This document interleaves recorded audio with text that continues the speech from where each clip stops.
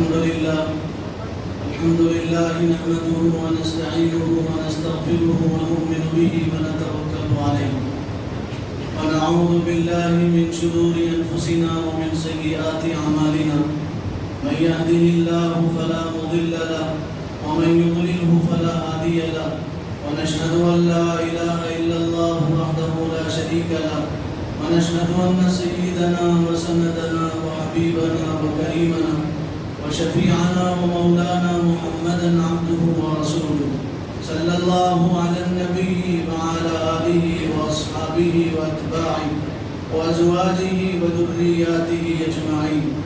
فأعوذ بالله من الشيطان الرجيم. بسم الله الرحمن الرحيم. تبارك الذي نزل الفرقان على عبده ليكون للعالمين نذيرا.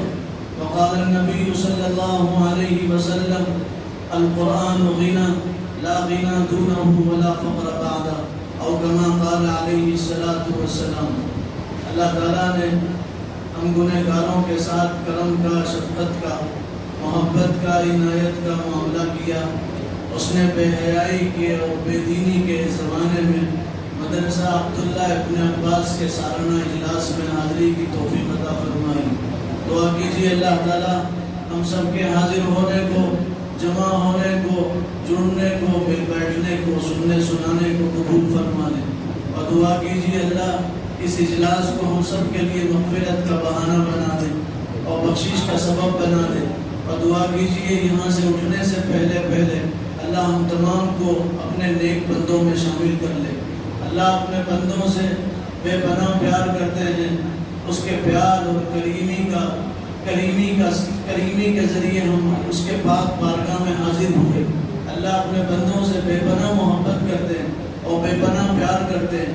ماں اپنے بچے سے کیا پیار کرتی ہے، اس سے کہیں زیادہ اللہ اپنے ایک ایک بندے سے پیار فرماتے ہیں. پورے دنیا کے اس وقت کے قطب ہیں اور اللہ تعالیٰ نے انسانوں کے، مسلمانوں کے دلوں میں ان کی محبت ڈالی. دعا کیجیے اللہ تعالیٰ ان کی عمر میں برکت عطا فرمائے اور اللہ ان کو صحت عطا فرمائے. حضرت مولانا پیر ذوالفقار صاحب نقشبندی دامت برکاتہم نے اپنی ایک کتاب میں واقعہ لکھا، ماں اپنے بچے سے کتنی محبت کرتی اور ماں کو اپنے بچوں سے کتنا پیار ہے اور ماں اپنے بچوں کے لیے کیا کچھ کر سکتی ہے. انہوں نے واقعہ لکھا، روس میں زلزلہ آیا. اس سے پہلے بھی ہمارے ملک میں زلزلے آئے. یہ چھوٹے زلزلے جو لوگوں کی عبرت کے لیے ہوتے ہیں، سمجھنے کے لیے ہوتے ہیں، اللہ تعالیٰ لوگوں کی نصیحت کے لیے بھیجتے ہیں. 92 میں زلزلہ آیا تھا، لاتور کلاری کا زلزلہ. وہاں بہت سارے مکانات زمین میں دھنس گئے تھے. یہ چھوٹے زلزلے ہیں، یہ اس بات کی طرف اشارہ کرتے ہیں ایک بڑا زلزلہ آنے والا ہے جس کا اللہ تعالیٰ نے قرآن میں ذکر کیا. اذا زلزلت الارض زلزالها، ایک وقت وہ آئے گا جب زمین کو اللہ ہلا دیں گے. اذا زلزلت الارض زلزالها واخرجت الارض اثقالها، زمین اپنے بوجھ کو باہر نکال دے گی، لوگ پریشان ہوں گے. اور اللہ تعالیٰ نے فرمایا القاریۃ القاریہ وما ادراک ما القاریہ یوم یکون الناس کالفراش المبثوث. ایک وقت وہ آئے گا لوگ بکھرے رہیں گے، بستروں کی طرح زمین سے چمٹے رہیں گے. اور وہ وقت آئے گا اور ضرور آئے گا. اذا وقعت الواقعہ لیس لوقعتها کاذبہ، وہ واقع ہونے والی چیز واقع ہو کے رہے گی. اللہ فرما رہے ہیں ہلاکا علی الانسان حین من الدہر لم یکن شیئا مذکورا. اللہ فرما رہے انسان تو کچھ نہیں تھا، ہم نے تجھے بنایا اور جیسے بنایا ہم تجھے ایسے موت دیں گے. قل ان الموت الذي تفرون منه فانه ملاقيكم ثم تردون الى عالم الغيب والشهاده فينبئكم بما كنتم تعملون. اللہ فرما رہے تم کتنا بھاگو گے، موت سے کتنا بھاگو گے.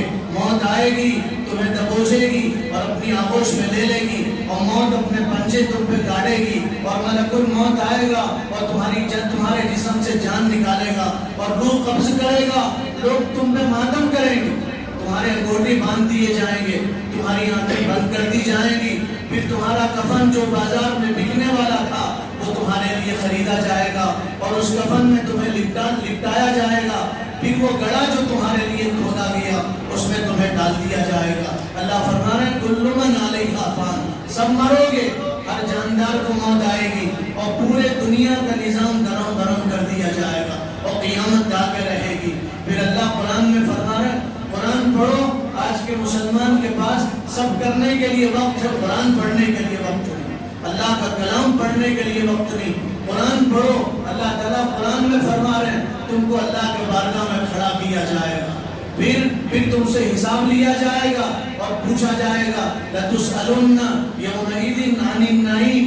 तुमसे हशर के मैदान में अल्लाह नेमतों के बारे में पूछेंगे, जवानी के बारे में पूछेंगे, तुम्हारी दौलत के बारे में पूछेंगे, एक एक सांस के बारे में पूछोगी और सवाल होगा। और जब तक 5 चीजों के बारे में सवाल नहीं होगा, कदमों को और पैरों को जुम्बिश करने की इजाजत नहीं दी जाएगी। एक वक्त आएगा, मरेंगे, सब मरेंगे, किसी को जीना नहीं है। और ये सच्ची हकीकत है, हम मरने के लिए पैदा हुए हैं, हमारा अंजाम मौत है। मरने के लिए अल्लाह ताला ने हमें बनाया है। अल्लाह बड़े प्यार से इंसानों से कह रहे हैं, फ़ाइन तज़हबून, कहाँ जा रहे हो? आओ पलट के अल्लाह की तरफ आओ, तुम्हारा रब तुम्हारा इंतजार कर रहा है। आओ अल्लाह की तरफ आओ, पलट के आओ। कहाँ जा रहे हो? माँ गर्रका बिरब्बिकल करीम। माँ अपने बच्चे को क्या आवाज देती है और क्या पुकारती है? अल्लाह अपने एक एक बंदे को पुकार के कह रहे हैं, माँ गर्रका बिरब्बिकल करीम। तुझे रब्बे करीम से किस चीज ने धोखे में डाला? तेरी जवानी ने तुझे धोखे में डाला, तेरी दौलत ने तुझे धोखे में डाला, तेरे घर ने तुझे धोखे में डाला, तेरी औलाद ने तुझे धोखे में डाला, तेरे रिश्तेदारों ने तुझे धोखे में डाला। आज तेरा अल्लाह तेरा इंतजार कर रहा है, तू मरेगा, ज़लज़ला आएगा। छोटे मोटे ज़लज़ले ये इस बात की तरफ इशारा करते हैं कि बड़ा ज़लज़ला आने वाला है। हदीस में है, लंबी हदीस है, जिसमें सरकार ने इरशाद फरमाया, सब मरेंगे, सबको मौत आएगी, 4 बड़े बड़े फरिश्ते बाकी रहेंगे, 4 बड़े फरिश्ते, फिर अर्श को उठाने वाले फरिश्ते बाकी रहेंगे। अल्लाह सब जानने के बावजूद पूछेगा, बताओ कौन बचा है? तो 4 अर्श के उठाने वाले फरिश्ते कहेंगे, हम बचे हैं। अल्लाह उनसे फरमाएंगे, तुम भी मरो, मैंने तुम्हें मरने के लिए बनाया है। अल्लाह की गनी ज़ात अर्श के उठाने वाले फरिश्तों को मौत दे दे, वो भी मरेंगे। फिर अल्लाह जानने के बावजूद, अल्लाह अलीमुल गैब है, सीनों के राज, आंखों की चोरियां अल्लाह जानते हैं। अल्लाह पूछेंगे, और कौन बचा है? तो 4 बड़े बड़े फरिश्ते कहेंगे, हम बचे हैं। अल्लाह उनसे फरमाएंगे, तुम भी मरो। मिकाईल से कहेंगे, तू भी मर, तेरे जिम्मे बारिश बरसाना था, हवाएं चलाना तेरे जिम्मे था। आद और समूद को तूने हलाक कर दिया, फिरौन को तूने हलाक कर दिया, पानी आसमान से तू बरसा के तूने कौमे नूह को हलाक कर दिया, तू भी मर जा।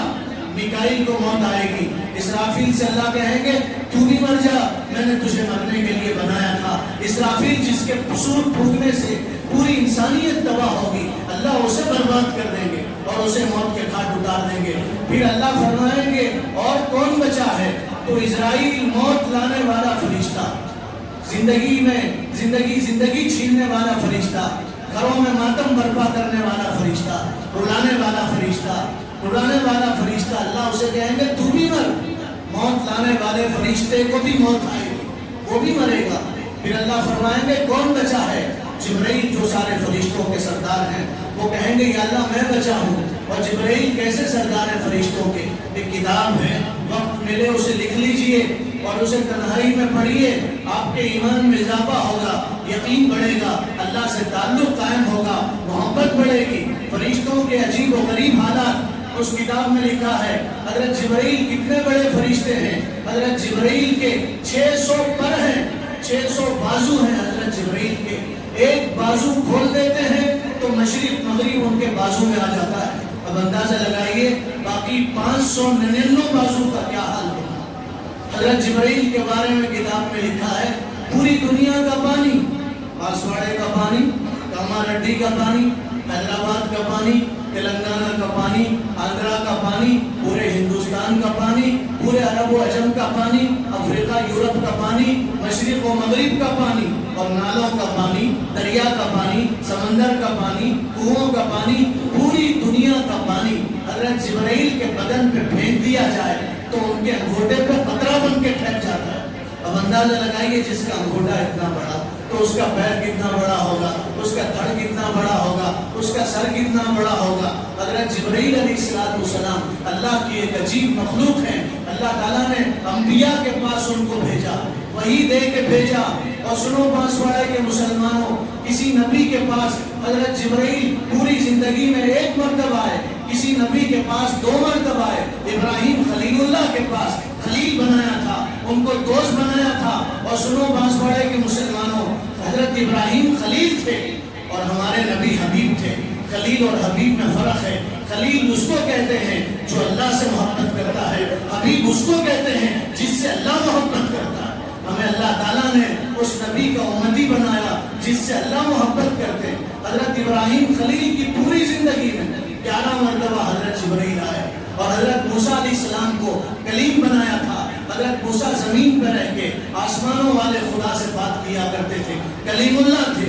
حضرت موسیٰ کی زندگی میں 16 یا 17 مرتبہ آئے۔ اور قربان جائیے اللہ نے ہمیں کیسے نبی کو امتی بنایا۔ حضور کے پاس حضرت جبرائیل پوری زندگی میں 23 سالہ زندگی میں 24,000 مرتبہ وحی لے کے آئے، 24,000 مرتبہ وحی لے کے آئے۔ اور جب وحی لے کے آتے تھے تو حضور صلی اللہ علیہ وسلم، آپ صلی اللہ علیہ وسلم اپنی زبان کو حرکت دیتے تھے، جلدی کرتے تھے، قرآن یاد کرنا چاہتے تھے۔ تو اللہ نے کیا کہا؟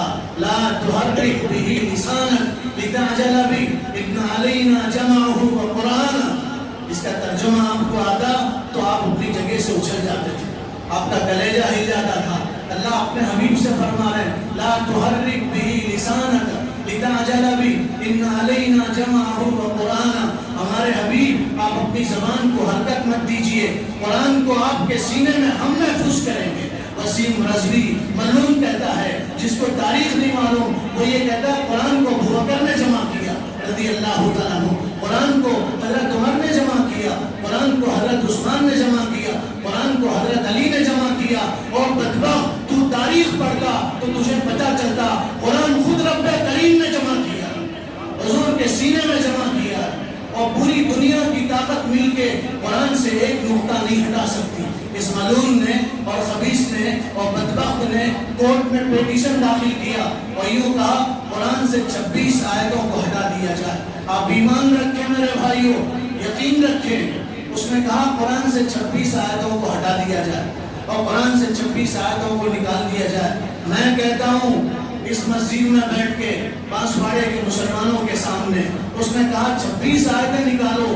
ایک جج کیا، ہندوستان کے سپریم کورٹ کا جج کیا، پوری دنیا مل کے قرآن کا ایک نقطہ نہیں نکال سکتی، ایک نقطہ نہیں نکال سکتی پوری دنیا میں۔ اللہ نے چیلنج کیا ہے، قرآن پڑھو پتہ چلے گا۔ قرآن میں چیلنج ہے وَلَوِ اجْتَمَعَتِ الْإِنسُ وَالْجِنُّ، پورے دنیا کے انسان جمع ہو جائیں اور پوری دنیا کے جنات جمع ہو جائیں، قرآن کو نہیں بدل سکتا۔ لا تبدیل لکلمات اللہ، اللہ کے کلمے میں کوئی تبدیلی نہیں ہو سکتی۔ انا نحن نزلنا الذکر وانا لہ لحافظون، قرآن کو ہم نے اتارا ہے، ہم اس کے محافظ ہیں، اللہ نے اس کی حفاظت کی ذمہ داری لی ہے۔ کوئی قرآن 1 مہینے میں حفظ کرتا ہے، کوئی قرآن 17 دن میں حفظ کرتا ہے۔ قربان جائیے امام ابو حنیفہ رحمۃ اللہ علیہ پہ اللہ تعالیٰ نے ہمیں ایسا امام عطا کیا جس کو امام اعظم ابو حنیفہ کہا جاتا ہے۔ امام صاحب کی مجلس میں ایک صحابہ آئے، ان کا نام محمد تھا، انہوں نے آ کے کہا میں آپ کے پاس پڑھنا چاہتا ہوں۔ امام ابو حنیفہ رحمۃ اللہ علیہ نے فرمایا سنو، ہمارے پاس پڑھنا چاہتے ہو تو ایک شرط ہے، کنڈیشن ہے ہماری، اور شرط یہ ہے کہ جو حافظ بنتا ہے ہم اس کو پڑھاتے ہیں، غیر حافظ کو نہیں پڑھاتے۔ تم جاؤ پہلے حفظ کر کے آؤ، اس کے بعد ہم تمہیں پڑھائیں گے۔ وہ محمد نامی بچہ گیا اور 7 دن کے بعد آیا اور آ کے کہنے لگا استاد آپ ہمیں پڑھائیے۔ امام صاحب نے کہا جاؤ پہلے حافظ بنو اس کے بعد آنا۔ تو امام محمد جو بعد میں امام بنے، پہلے بچے تھے، رو کے کہنے لگے میں 7 دن میں حافظ بن کے آپ کے پاس آ گیا، 7 دن میں حافظ بن کے آیا ہوں۔ جہاں سے چاہے قرآن سنو اور جہاں سے چاہے سوال کرو، میں آپ کے ہر سوال کا جواب دوں گا۔ بتاؤ آپ کو پوری دنیا میں 7 دن میں کسی کتاب کا حافظ ملے گا؟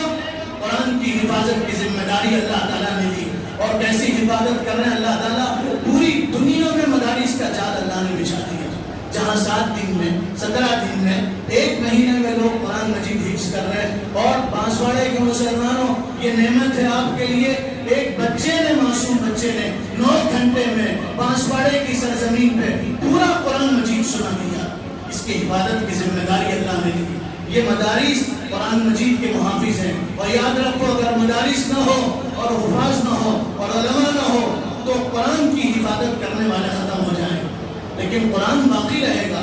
اللہ دوسروں کو کھڑا کریں گے. انگریز آئے ہندوستان میں، انہوں نے سوچا ہندوستان سے قرآن کو مٹا دیں گے اور قرآن کو ختم کر دیں گے.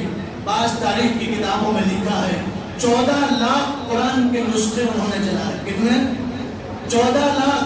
ارے بولو آپ لوگ، 14 لاکھ قرآن کے نسخے چلائے. خوش ہو رہے تھے، غلط فہمی میں تھے اور یہ سمجھ رہے تھے کہ ہم نے 14 لاکھ نسخے چلا دیے، اب ہندوستان سے قرآن ختم ہوگا.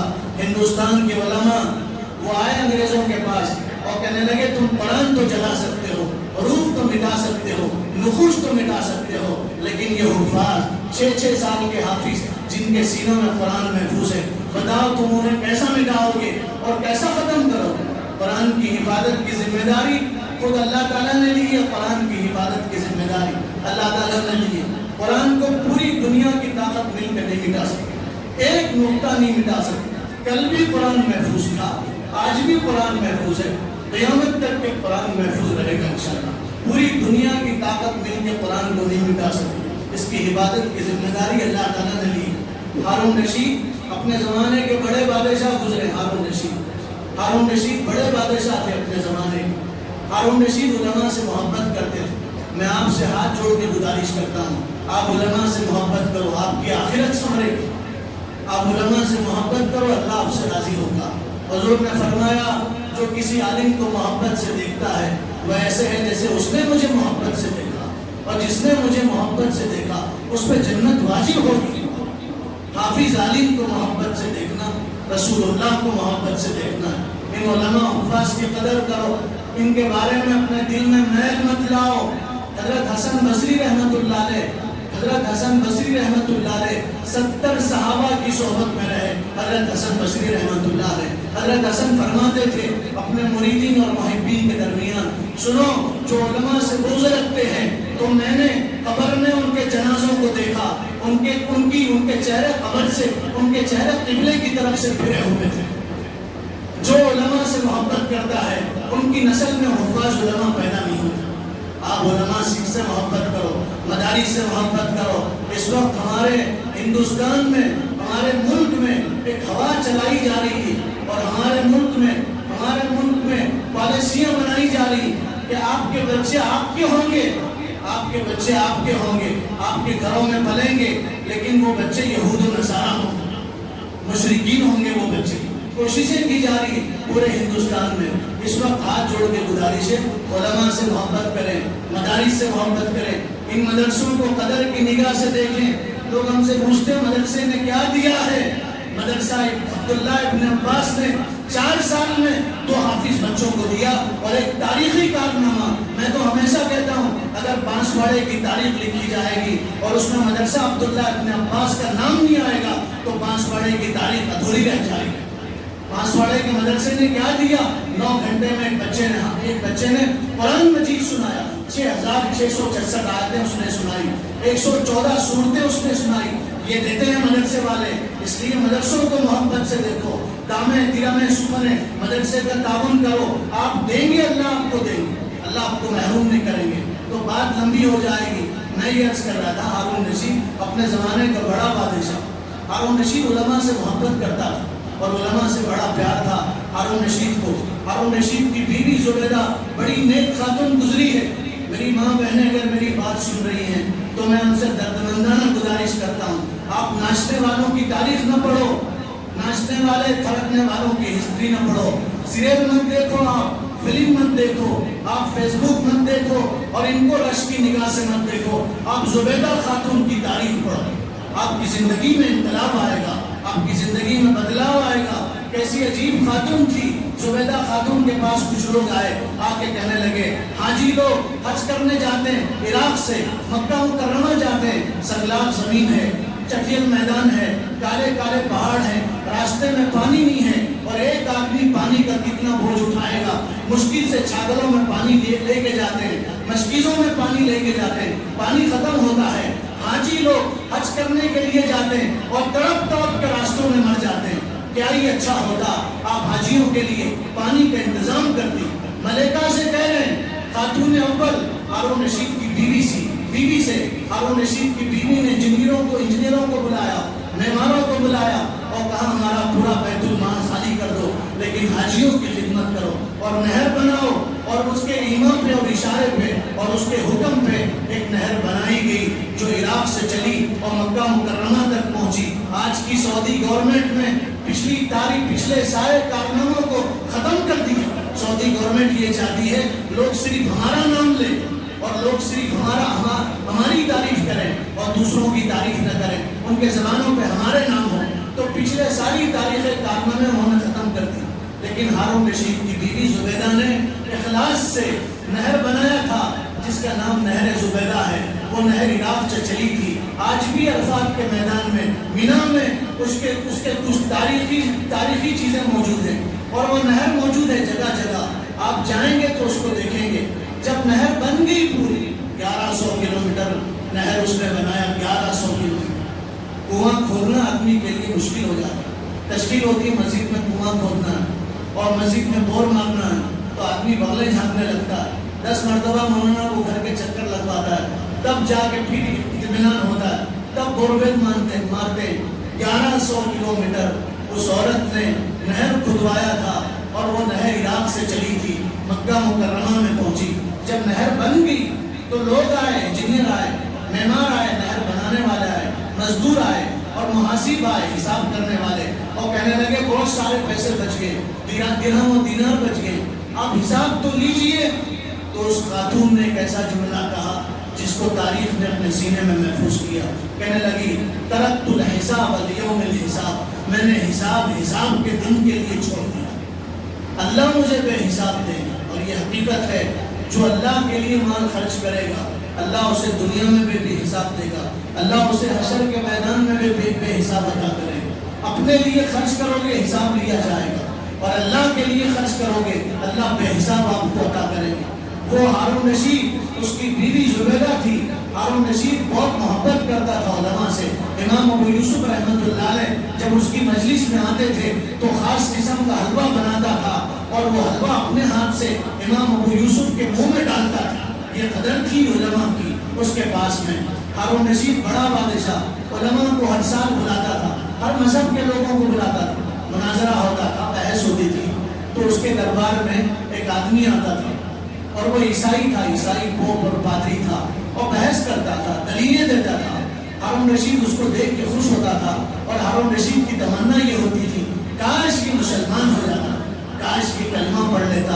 اتنا ذہین آدمی، عیسائیوں کا پاپ ہے، عیسائیوں کا پوپ اور پادری ہے، کاش یہ مسلمان بن جاتا، اتنا ذہین آدمی۔ اور ہر سال اس کو اسلام کی دعوت دی جاتی تو وہ اسلام کی دعوت کو ٹھکرا دیتا تھا۔ ایک مرتبہ وہ آیا ہارون رشید کے دربار میں اور مسلمانوں کے صف میں بیٹھا اور قرآن کی آیتیں پڑھنے لگا اور ترجمہ کرنے لگا اور تفسیر کرنے لگا، اور اس کی دلیلوں کو سن کے ہارون رشید اور علماء اس کے مجلس کے دنگ ہو گئے۔ اور ہارون رشید نے اس کو بلایا اور بلا کے کہا ایسا محسوس ہوتا ہے تم مسلمان ہو گئے ہو؟ تو کہنے لگا ہاں میں اسلام کی دولت سے مالا مال ہو گیا ہوں۔ سب سے بڑی دولت اسلام کی دولت ہے، اس سے بڑی کوئی دولت نہیں ہے۔ قرآن پڑھو، اللہ تعالیٰ نے قرآن میں فرمایا ہم نے تمہیں نبی دیا، تم نے اس نبی پہ ایمان لایا، اس سے بڑی کوئی نعمت نہیں ہے، اور نبی دے کے اللہ نے احسان جتلایا۔ قرآن پڑھو تو پتا چلے، ایمان جیسی کوئی دولت نہیں۔ ہارون رشید نے کہا تم مومن ہو گئے؟ تو کہا میں مسلمان ہو گیا۔ ہارون رشید نے کہا تمہارے اسلام لانے کا واقعہ کیا ہوا، ذریعہ کیا بنا، سبب کیا بنا، وجہ کیا بنی، بتاؤ تو صحیح۔ تو وہ جو عیسائیوں کا بڑا تھا اور پادری تھا وہ رو کے کہنے لگا اور اس نے اپنا واقعہ سنایا اور داستان سنائی، سنو بانسواڑے کے مسلمانوں، نیند تو نہیں آ رہی آپ کو، تب تو نہیں کیا آپ؟ نہیں، یہ تو ٹریلر ہے، اصل پکچر ابھی آنے والی ہے، تھوڑی دیر میں حاضر ہو جائیں گے انشاءاللہ۔ ان کو آپ کو سننا ہے، جن کے سننے کے لیے ہم سب جمع ہوئے ہیں، تھوڑی دیر میں انشاءاللہ تشریف لائیں گے، ان کو سنیں گے۔ آپ 4 گھنٹے بھی سنیں گے تو بور نہیں ہوگے انشاءاللہ۔ ایک صاحب مجھے بتا رہے تھے پیر مزمل صاحب کچھ لوگ کیوں بلاتے ہیں، تو میں ان کو بولا 25 مقرر ایک طرف، پی ایم مزمل صاحب ایک طرف، حق ادا کر کے جاتے ہیں. خوش نصیب ہیں آپ، رات کا ٹائم ملا، آپ وعدہ کرو آخر تک بیٹھے رہیں گے انشاءاللہ. تو میں یہ عرض کر رہا تھا، ہارون رشید نے پوچھا تیرے اسلام لانے کا ذریعہ کیا ہونا؟ تو اس نے کہا مجھے اپنے علم پہ ناز تھا، غرور تھا، گھمنڈ تھا، میں تکبر میں مبتلا تھا، میں غرور کرتا تھا، گھمنڈ کرتا تھا، مجھے اپنے علم پہ ناز تھا. تو میں نے سوچا خود کیوں نہ میں تورات لکھ کے اپنے ہاتھ سے، اپنے من سے اس کو بازار میں لے جا کر کے بیچوں. تو میں نے تورات من گھڑت لکھی، اپنے ذہن سے میں نے تورات لکھا اور لکھ کے بازار میں لے جا کر کے بیچا. تو لوگوں نے ہاتھوں ہاتھ کتاب کو خریدا، مجھے نفع ہوا، میری پذیرائی ہوئی اور میری تعریف ہوئی، میں خوش ہوا. تو میں اور جری ہو گیا اور میں نے سوچا کیوں نہ بائبل کو لکھوں اور بازار میں بیچوں. تو میں نے بائبل کو لکھا، بازار میں بیچا اور لوگوں نے بائبل کو خریدا اور میری خوب تعریف ہوئی اور میرے چرچے ہوئے. میں اور خوش ہوا. تو میں نے انجیل کا نسخہ اپنے ہاتھ سے لکھا، اس کو بازار میں لے جا کر کے بیچا، لوگ میری تعریف کرنے لگے، میں اور خوش ہوا. تو میں جری ہوا اور میں نے سوچا چلو قرآن لکھیں گے. تو میں نے قرآن اپنے ہاتھ سے لکھا، آیتیں بدل کے لکھا، صورتیں بدل کے لکھا، کچھ آیتیں میں نے اس میں اضافہ کیا، کچھ حذف کیا. اور جب قرآن بازار میں لے جا کر کے بیچنے لگا تو میرے پاس مسلمان آتے تھے، قرآن کھولتے تھے اور کوئی میرے منہ پہ تھوکتا، کوئی تماشا مارتا، کوئی پتھر مارتا، کوئی جوتا مارتا اور یوں کہتا یہ وہ قرآن نہیں ہے جو آسمان سے نازل ہوا، یہ وہ قرآن ہے جس کو تو نے اپنے ہاتھ سے لکھا ہے. اور لوگوں نے مجھے ذلیل کیا اور میری بے عزتی کی اور میں رسوا ہوا. رات جب میں گھر گیا تو میں نے سوچا ہر کتاب کو میں بدل سکتا ہوں، قرآن کو نہیں بدل سکتا، قرآن میں تبدیلی نہیں لا سکتا. تو اس وقت میرے دل نے اندر سے کہا جس قرآن کی تبدیلی نہیں ہو سکتی، جس کا ایک نقطہ کوئی بدل نہیں سکتا، تو اس قرآن پہ ایمان لا لے. تو میں اس قرآن پہ میں نے ایمان لایا اور میں کلمہ پڑھا اور کلمہ پڑھ کے میں تمہارے پاس آیا ہوں، میں مسلمان بن گیا. قرآن نہیں بدلا جا سکتا، قرآن عجیب کتاب ہے. آپ کسی غیر مسلم کے سامنے قرآن پڑھو وہ جھومنے لگے، کسی غیر مسلم کے سامنے قرآن پڑھو. افسوس ہم قرآن نہیں پڑھتے. یہ جتنے RSS کے لوگ ہیں، BJP کے لوگ ہیں، اسلام دشمن لوگ ہیں، آپ ان کو بلاؤ، ان کو سامنے بٹھاؤ، سورہ یاسین پڑھو، اس کا کلیجہ ہل جائے. وقت نہیں، آپ تاریخ پڑھو.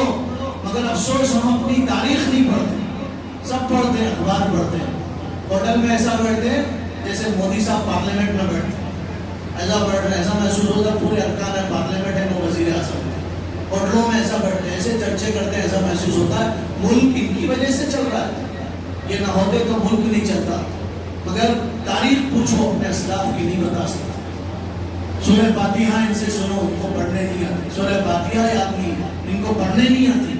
ابھی ہم 4-5 دن پہلے جماعت میں تھے، 3 دن کی جماعت ہمارے ساتھ تھی، 2 نوجوان ہمارے ساتھ جماعت میں تھے، پہلی مرتبہ نکلے تھے. ان کو پتا چلا تو ان کے رشتہ داروں نے ہمارے ساتھ جوڑ دیا. حلقے میں ہم بیٹھے اور ہم نے ان سے کہا کلمہ پڑھو. آپ یقین جانو ہمارے پیروں تلے زمین نکل گئی، پسینے چھوٹ گئے. پیدر سے آئے جہاں 35% مسلمان ہیں، ان کا کلمہ سے ہی. لیکن ان سے سلمان خان کے بارے میں پوچھو، پوری ہسٹری سنائیں، تاریخ پوری سنائیں گے. ایسا محسوس ہوگا انہوں ان کے جھوٹ میں پل کے بڑے ہو گئے. قرآن پڑھنے اپنے اسلاف کی تاریخ ان کو یاد نہیں. آپ پڑھو، اسلاف کی تاریخ پڑھو، آپ کو پتا چلے گا. جبیر ابن مطیم صحابی بنے بعد میں، پہلے کافر تھے. ایک لڑائی ہوئی، پہلی لڑائی، کفر و شرک کی پہلی لڑائی، حق اور باطل کی پہلی لڑائی، اس کو غزوہ بدر کہا جاتا ہے. جنگ بدر پہلی لڑائی جس میں آسمان سے فرشتے اترے تھے. آپ سب جائیں گے، ہم سب جائیں گے بدر انشاءاللہ. آپ وعدہ کرو جائیں گے انشاءاللہ. حج آدمی پیسوں سے نہیں کرتا، ذہن میں سے نکال دو. ہم یہ سنتے ہیں پیسے ہوں گے تو حج کریں گے، عمرہ کریں گے. نہیں، یہ قدم اٹھتے نہیں، اٹھائے جاتے ہیں. جس کا بلاوا آتا ہے وہ وہاں پہنچتے ہیں. بلاوا کس کا آتا ہے؟ جس میں تڑپ ہوتی ہے، طلب ہوتی ہے، جستجو ہوتی ہے، جو بار بار اللہ سے دعا کرتا ہے. آدمی پیسے سے، دولت سے، عہدے سے حج نہیں کرتا. میں تو کہتا ہوں پاسپورٹ سے حج نہیں کرتا، ویزے سے حج نہیں کرتا. پلین میں بیٹھ کے جانا کوئی ضروری نہیں ہے. اللہ جسے چاہے اسے بغیر پلین کے بھی پہنچا. تڑپ ہو، اندر سے طلب ہو. آپ بدر جائیں گے انشاءاللہ. ہم گئے تھے، وہ جگہ آج بھی موجود ہے جہاں فرشتے آسمانوں سے اترے تھے. بدرین کا نام لے کے آپ دعا کرو، ان کے واسطے سے دعا کرو، آپ کی دعا قبول ہوتی ہے. علماء نے، مشائخ نے، محدثین نے، مفسرین نے لکھا ہے جو شہداء بدر ہیں ان کا نام لے کے دعا کرو، آپ کی دعا رد نہیں ہوگی، آپ کی دعا قبول ہوگی. 14 صحابہ جو بدر میں شہید ہوئے ان کے نام یاد کرو، ان کے نام یاد کرو، نام لے کے دعا کرو تو آپ کی دعا مقبول ہوگی اور اللہ آپ کی دعا رد نہیں کریں گے. بات لمبی ہوگی. پہلی لڑائی حق و باطل کی پہلی لڑائی. 313 مسلمان، 79 مسلمان، ہتھیار نہیں تھے، گھوڑے نہیں تھے ان کے پاس، پہننے کپڑے نہیں تھے، جوتے نہیں تھے ان کے پیروں میں، اور مدینہ منورہ سے چلے تھے اور بدر کے مقام پہ پہنچے تھے. کافر ہتھیاروں سے لیس تھے، ان کے بدن میں اچھے کپڑے تھے، اور کافر جس جگہ ٹھہرے ہوئے تھے وہ اونچی جگہ تھی، ان کے پاس کنواں تھا، پینے کے لیے پانی تھا، اور مسلمانوں کے پاس کچھ نہیں تھا. رسول اللہ صلی اللہ علیہ وسلم عشاء کی نماز کے بعد سجدے میں سر رکھ کے رونے لگے اور یوں کہنے لگے، یا اللہ یہ چھوٹی سی جماعت اگر ہلاک ہو گئی تو قیامت تک روئے زمین پہ کوئی اسلام کا نام لینے والا باقی نہیں رہے گا، کوئی تیرا نام لینے والا باقی نہیں رہے گا. حضور رات بھر روتے رہے اور کہتے رہے، یا اللہ ان کے کپڑے صحیح نہیں ہیں تو ان کو کپڑے دے دے، ان کے پاس سواری نہیں ہے تو ان کو سواری دے دے، ان کے پاس کھانا نہیں ہے تو ان کو کھانا دے دے. پوری رات رسول اللہ دعا کرتے رہے. تاریخ میں ہے، حضور کی سیرت میں ہے، حضور نے اپنی زندگی میں 2 سب سے لمبی دعائیں کی ہیں. ایک عرفات کے میدان میں 5 گھنٹے کی دعا تھی، اور ایک بدر کے میدان میں مسجد عریش، آج اس جگہ مسجد بنی ہے، عریش چھپر کے گھر کو کہتے ہیں، وہاں چھوٹا سا خیمہ لگایا گیا تھا، چھپر کا خیمہ، اس کو عریش کہا جاتا ہے. وہاں ایک مسجد بنی ہے آج، جس مسجد کا نام مسجد عریش ہے. حضور نے عشاء کی نماز کے بعد تہجد تک سجدے سے سر نہیں اٹھایا اور اپنی امت کے لیے دعا کرتے رہے، میرے لیے دعا کرتے رہے، آپ کے لیے دعا کرتے رہے، عورتوں کے لیے دعا کرتے رہے، مردوں کے لیے، عرب کے لیے، عجم کے لیے، جاہل کے لیے، پڑھے لکھے کے لیے، سب کے لیے حضور نے دعا کیا اور پوری رات حضور نے دعا کیا. میں پوچھتا ہوں کہ ہماری ماں نے کبھی رات بھر ہمارے لیے دعا کیا؟ کیا ہمارے باپ نے کبھی ہمارے لیے رات بھر دعا کیا؟ ہمارے استاد نے ہمارے لیے رات بھر دعا کیا؟ کیا ہمارے پیر و مرشد نے رات بھر ہمارے لیے دعا کیا ہے؟ نہیں، اللہ کے حبیب نے رات بھر ہمارے لیے دعا کیا، اور جس نے پوری رات ہمارے لیے دعا کیا اس سے ہمارا کیا تعلق ہے؟ ہمارے چہرے ان کے چہرے جیسے نہیں ہے، ہمارے کپڑے ان کے کپڑے جیسے نہیں ہے، ہمارا رہن سہن ان کے رہن جیسا نہیں ہے، ہماری شادیاں ان کی شادی جیسی نہیں ہے، ہمارا گھر ان کے گھر جیسا نہیں، ہمارا بیویوں سے سلوک ان کے جیسا نہیں، ہمارے بچوں کی تربیت کا انداز ان کی تربیت کے انداز جیسا نہیں. کیا منہ دکھائیں گے رسول اللہ کو حشر کے میدان میں؟ حضور کے ہاتھوں جامع کوثر کیسے ملے گا؟ کچھ لوگوں کو بھگا دیا جائے گا اور اعلان ہوگا، جاؤ تمہاری زندگی نبی کی زندگی سے میل نہیں کھاتی، جاؤ تمہیں آب کوثر نہیں ملے گا، جاؤ تمہیں رسول اللہ حوض کوثر سے آب کوثر نہیں پلائیں گے. میرے بھائیوں، پھر ہماری سفارش کون کرے گا؟ کون کرے گا رسول اللہ کے بارگاہ میں ہماری سفارش؟ تو میں یہ عرض کر رہا تھا، پہلی لڑائی حضور نے پوری رات دعا کیا.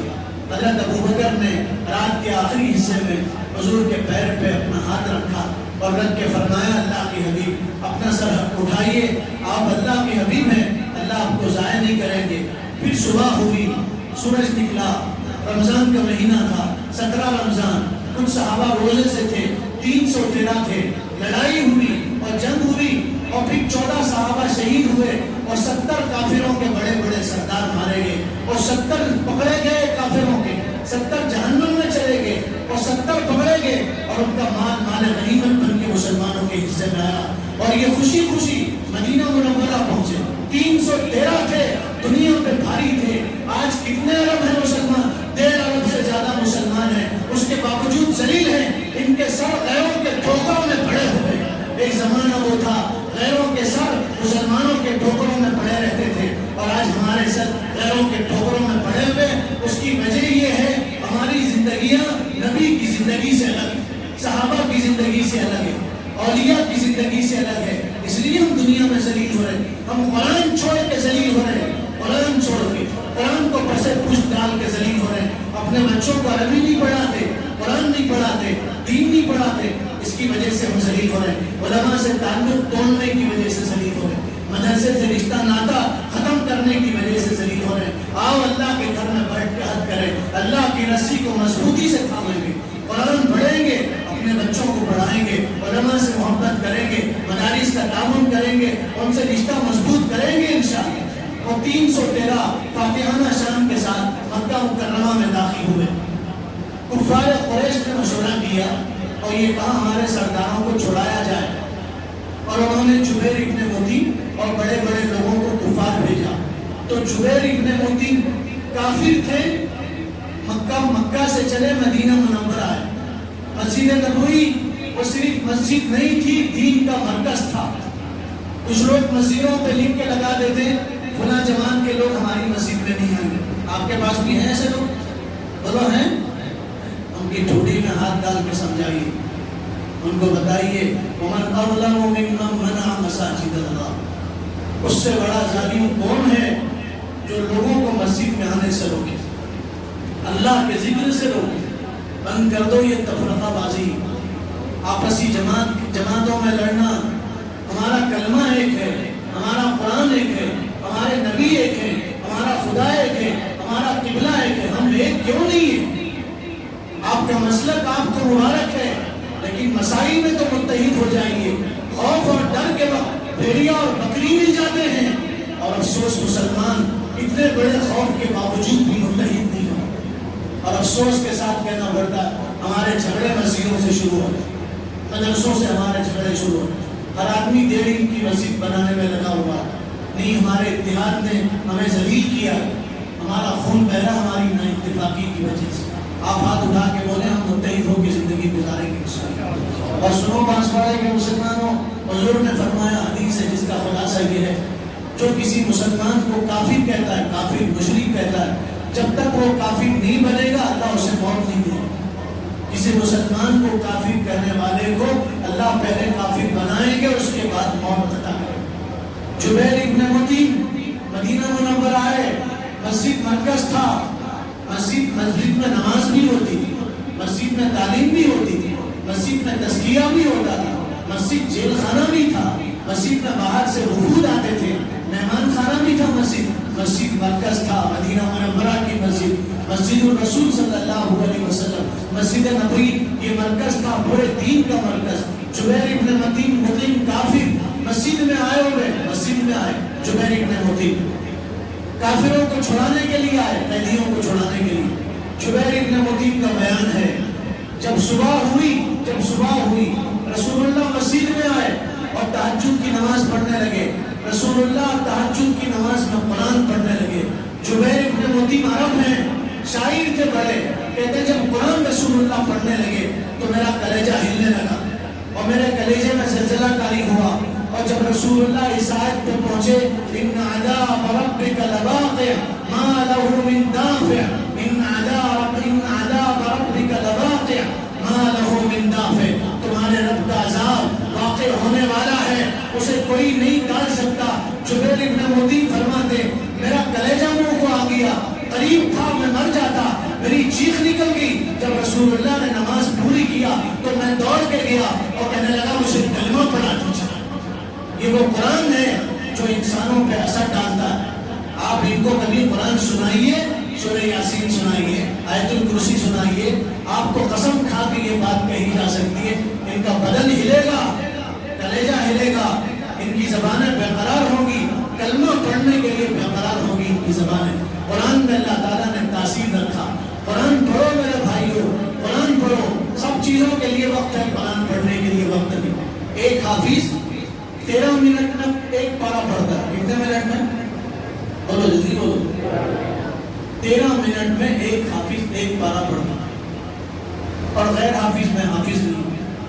دعا کیجیے موت سے پہلے اللہ حافظ بنا دے، ہماری پوری اولاد کو اللہ حافظ بنا دے۔ ایک ہی تمنا ہے، بچے ڈاکٹر بنے، انجینئر بنے، لائر بنے، پروفیسر بنے، پہلے بچے حافظ قرآن بنے، سفارش کریں گے اللہ کے پاس حشر کے میدان میں۔ حافظ بچے کہیں گے اللہ باپ جہنم میں جا رہا تو ہم کو بھی جہنم میں ڈال، اللہ کہیں گے میں تجھے کیسے جہنم میں ڈالوں، تیرے سینے میں میرا قرآن موجود ہے۔ اللہ حافظ کو جہنم میں نہیں ڈالیں گے، حافظ کے خاندان والوں کو بھی جہنم میں نہیں ڈالیں گے۔ اپنے بچوں کے لیے حفظ کی دعا کرو، آپ اپنے بچوں کو حافظ قرآن بناؤ۔ تو میں یہ عرض کر رہا تھا قرآن پڑھو، قرآن کی تلاوت کرو۔ حافظ 13 منٹ میں قرآن پڑھتے ہیں، غیر حافظ 18 منٹ میں ایک پارہ پڑھتے ہیں یا 20 منٹ میں ایک پارہ پڑھتے ہیں۔ موبائل کے لیے کتنا وقت دیتے ہیں؟ 20 منٹ آپ قرآن کے لیے دیں گے، 20 منٹ، پورے 12 مہینے میں آپ کے 12 قرآن ختم ہو۔ رمضان قرآن کا مہینہ، رمضان قرآن کا مہینہ، قرآن جس میں اترا، افسوس ہم اس مہینے میں قرآن کھولنے کی توفیق نہیں ہوتی۔ گپ شپ کے لیے وقت ہے، غیبت کرنے کے لیے وقت ہے، چغلی کرنے کے لیے وقت ہے، قرآن پڑھنے کے لیے وقت نہیں۔ حضور کی زندگی پڑھو، ہر سال حضور ایک قرآن کا دور کرتے تھے۔ جس سال حضور دنیا سے پردہ فرما گئے، حضور نے دو دور کیے۔ کتنے دور کیے؟ 2 دور کیے۔ تو قرآن پڑھو۔ حضرت تشریف لائے، میں واقعہ سنا کے بعد ختم کر دوں۔ بات ہماری یہاں سے چلی تھی، روس میں زلزلہ آیا، یاد آیا؟ یاد آیا ہے؟ حاضر نہیں ہے؟ کھانے کا نظم ہے آپ کے لیے، کھانا بولے تو ختم، کھانا بولے تو ختم، کھانے کا نظم ہے آپ حضرات کے لیے، تشریف رکھیے۔ روس میں زلزلہ آیا۔ کس میں زلزلہ آیا؟ روس میں زلزلہ آیا، عمارتیں دھس گئی۔ 10 دنوں کے بعد ایک عمارت کا ملبہ ہٹایا گیا۔ کتنے دنوں کے بعد؟ بھی راستہ دو 10 دنوں کے بعد ملبہ ہٹایا گیا۔ کتنے دنوں کے بعد؟ 10 دنوں کے بعد ایک ملبہ ہٹا، اس میں ایک عورت ملی اس ملبے میں اور ایک بچہ ملا اس ملبے میں۔ دونوں کی تھوڑی رمق باقی تھی، زندگی باقی تھی۔ ان دونوں کو لوگوں نے اٹھایا، دواخانہ منتقل کیا اور دواخانے میں وہ دونوں ایڈمٹ ہو گئے، شریک ہو گئے۔ ڈاکٹروں نے ان کا علاج کیا، بچے کو بھی زندگی ملی، بچہ بچ گیا، ماں بھی بچ گئی۔ لیکن ڈاکٹروں نے ماں سے پوچھا کہ تم اور تمہارا بچہ ملبے میں 10 دن کیسے زندہ رہے؟ پھر ڈاکٹروں نے کہا یہ تمہارے ہاتھ کی 10 انگلیاں کٹی ہوئی ہیں اور دانتوں سے کتری گئی ہیں، تو یہ کیا ماجرا ہے؟ تم بھی زندہ رہی، تمہارا بچہ زندہ رہا، تمہاری انگلیاں کٹی ہوئی ہیں۔ تو کیا جواب دیا اس ماں نے؟ یہ ماں کا ہی کلیجہ ہو سکتا ہے اور ماں کی ہی محبت ہو سکتی ہے۔ تو اس ماں نے کہا سنو، جب میں ملبے میں دب گئی تھی اور ملبہ میرے اوپر گرا تھا، اور جب ملبہ میرے اوپر گرا تھا تو اس ماں نے کہا میں اپنے بچے کو دودھ پلاتی رہی، دودھ خشک ہو گیا، کھانے کی کوئی چیز نہیں تھی، دودھ سوکھ گیا، تو میرا بچہ رونے لگا اور بلکنے لگا۔ میں سب برداشت کر سکتی، بچے کی بھوک برداشت نہیں کر سکتی تھی۔ میں نے سوچا بچے کو کیا کھلاؤں اور بچے کو کیا غذا دوں، تو میرے ذہن میں بات آئی تو بچے کو اب تک تو دودھ پلاتی تھی، اب بچے کو خون پلا۔ تو میں نے ایک انگلی اپنے دانتوں سے کاٹا، اس سے خون نکل کے بہنے لگا، تو میں نے وہ انگلی اپنے بچے کے منہ میں دی، میرا بچہ خون چوستے چوستے سو گیا۔ ایک دن گزرا، پھر دوسرا دن آیا، پھر میں نے دوسری انگلی کو کاٹا دانتوں سے اور بچے کے منہ میں دیا، اور میرا بچہ وہ انگلی سے خون چوستا چوستا سو گیا۔ اس طرح میں نے 10 دن اپنی 10 انگلیوں کو کاٹا، خون نکلا اور وہ انگلیاں میں نے بچے کے منہ میں دی اور دے کے بچے کو خون چوسایا۔ جو ماں اپنے بچے کو دودھ پلا سکتی ہے وہ ماں خون بھی پلا سکتی ہے۔ ماں جب بچے سے اتنی محبت کرتی ہے تو سوچو جس اللہ نے ماں کے دل میں محبت ڈالی وہ اللہ اپنے بندے سے کتنی محبت کرتا ہے۔ اس اللہ نے، کریم اللہ نے، محبت کرنے والے خدا نے ہمیں اس مدرسے میں جمع کیا۔ دعا کیجیے اٹھنے سے پہلے اللہ ہم سب سے محبت فرمانے۔ اور آپ سے آخر میں گزارش ہے، مدرسے کا تعمیری کام چل رہا ہے، اوپر بھی کام ہو رہا ہے، 4,500 اسکوائر فٹ پہ چھت پڑنے والا ہے، لاکھوں روپے کا خرچ ہے، اور جس تیزی سے اس مدرسے نے ترقی کیا، میں اگر قسم کھاؤں تو جھوٹا نہیں ہوگا، میری اپنی چھوٹی سی زندگی میں کسی مدرسے نے اتنی تیز رفتاری سے ترقی نہیں کیا۔ یہ عجیب شخصیت ہے حضرت مفتی عمر صاحب، عجیب شخصیت، جب رات کو فون کرتے، دن کو فون کرتے، مدرسے کی فکر، مدرسے کی کڑن، مدرسے کا درد، مدرسے کے بارے میں ہی فکر ان کی۔ 4 سال میں اتنا بڑا کام کسی مدرسے میں نہیں ہوا، 1.5 کروڑ سے زیادہ کام اس مدرسے میں ہوا۔ 2 بچے حافظ قرآن بنے، ایک بچے نے 9 گھنٹے میں قرآن مجید سنایا۔ یہ تاریخی ریکارڈ ہے۔ یہ مدرسہ آپ کی محبت کا محتاج ہے۔ آپ وعدہ کرو اس مدرسے کا تعاون کریں گے انشاءاللہ، اوپر کا پورا سلام بانسواڑے کے پورے مسلمان ڈالیں گے انشاءاللہ۔ آپ نیت تو کرو، مشکل نہیں ہے، اللہ کے لیے خرچ کرو، اللہ آپ کو دے گا انشاءاللہ۔ آپ نیت کرو، ہاتھ اٹھا کے بولو انشاءاللہ، اوپر کا پورا سلام ہم ڈالیں گے انشاءاللہ۔ اللہ تعالیٰ عمل کی توفیق عطا فرمائے۔ گستاخی امام حضرت کے بیان سے پہلے ایک ضروری گزارش ہے۔ ابھی کچھ دن پہلے حضرت مولانا عمرین محفوظ رحمانی جو مسلم پرسنل بورڈ کے سیکرٹری ہیں اور اصلاح معاشرہ کمیٹی کے آپ کنوینر ہیں، آل انڈیا اصلاح معاشرہ کمیٹی کے کنوینر ہیں، انہوں نے پورے ملک میں ایک مہم چڑھی ہے، نکاح سنت اور سادگی کے ساتھ کریں۔ پورے ملک میں یہ مہم چل رہی ہے اور بڑے بڑے علماء اس مہم میں شریک ہو رہے ہیں۔ اور ایک لڑکی نے خودکشی کر کے مسلمانوں کو جگایا ہے، جھنجھوڑا ہے، اور میں تو کہتا ہوں مسلمانوں کے منہ پہ اس لڑکی نے تھوکا ہے اور مسلمان معاشرے کی اس لڑکی نے تصویر پیش کی ہے۔ یہ ہے مسلم معاشرہ جس میں شادیاں مہنگی ہوگی، لین دین کی وجہ سے کتنی بچیاں خودکشی کرنے پر مجبور ہو رہی ہیں۔ ایک اخبار میں پڑھا 45,000 عورتیں ہر سال فحاشی کے دھندے میں آتی، 45,000 عورتیں، جس میں سے اکثر مسلمان عورتیں۔ 1100 فحاشی کرتے ہیں پورے مسلمان پورے ہندوستان میں۔ یہ معمولی سروے ہے جو گورنمنٹ کا سروے ہے، آپ جانتے ہیں گورنمنٹ کیسے سروے کرتی۔ 1100 عورتیں ہیں جس میں اکثر مسلم لڑکیاں ہیں، اور اکثر مسلم لڑکیاں وہ ہیں جن کے باپ شادی نہیں کر سکے، وہ یہ دھندے مانگی۔ کل یہ لڑکیاں ہمارا دامن پکڑ کے پوچھیں گی تو ہم کیا جواب دیں؟ اس سے پہلے اقرار کریں۔ اقرار نامہ تیار ہوا مسلم پرسنل بورڈ کی طرف سے، اور حضرت مولانا عمرین محفوظ صاحب نے مجھ سے کہا آپ جہاں جاؤ مسلمانوں سے یہ اقرار لو، ہم سب اقرار کریں گے انشاءاللہ۔ یہ اقرار ہم سب کرتے ہیں انشاءاللہ۔ آپ ہاتھ اٹھا کے اقرار کریں۔ یہ 11 چیزیں ہیں، 11 نکات ہیں اس میں، اس کو میں پڑھوں گا، آپ ہاتھ اٹھا کے اس میں اقرار کریں گے انشاءاللہ۔ 5 منٹ ہیں، آپ 5 منٹ میں یہ اقرار پورا ہو جائے گا۔ بولو آپ ہاتھ اٹھا کے، ہم سب اقرار کرتے ہیں کہ نکاح کو آسان بنائیں گے، بیجا رسوم و رواج، خاص طور پہ جہیز کا مطالبہ، منگنی، ہلدی، سانچپ، چوتھی، منجے، پاؤں میز کی رسم، رت جگہ وغیرہ سے پرہیز کریں گے، اور خاندان، پڑوس یا علاقے میں کوئی رشتہ طے ہونے کی اطلاع ملنے پر قبل از وقت ان کی ذہن سازی کریں گے۔ بارات کی رسم کو ختم کرتے ہوئے مسجد میں سادگی کے ساتھ نکاح کا طریقہ اختیار کریں گے۔ نکاح کی دعوت کا اہتمام صرف بیرون شہر کے مہمان اور گھر کے افراد کے لیے کریں گے۔ نکاح میں شرکت کریں گے لیکن نکاح کی تقریب والی دعوت طعام سے احتراز کریں گے۔ دعوت ولیمہ سادگی کے ساتھ،